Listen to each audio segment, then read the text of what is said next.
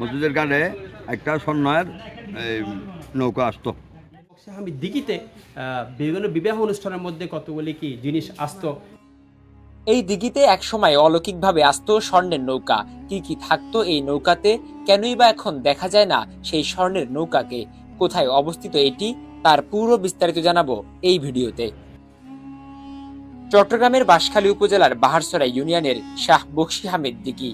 ইতিহাস মতে ইউসুফ ও কুতুব নামে গৌড়ের দুজন আমির শাহ আব্দুল করিম নামক জনৈক সুফির সঙ্গে উপযুক্ত বাসস্থানের সন্ধানে বঙ্গোপসাগর পাড়ি দিয়ে এই ইলশা দিঘির ঘাটে অবস্থান নেন।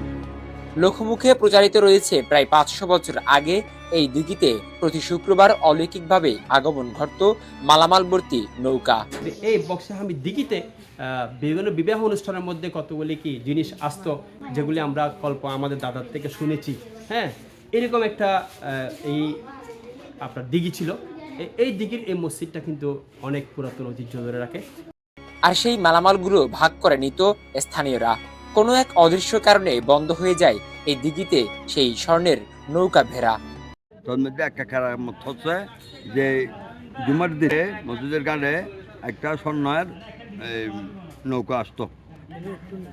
নৌকায় বহু জিনিস ছিল।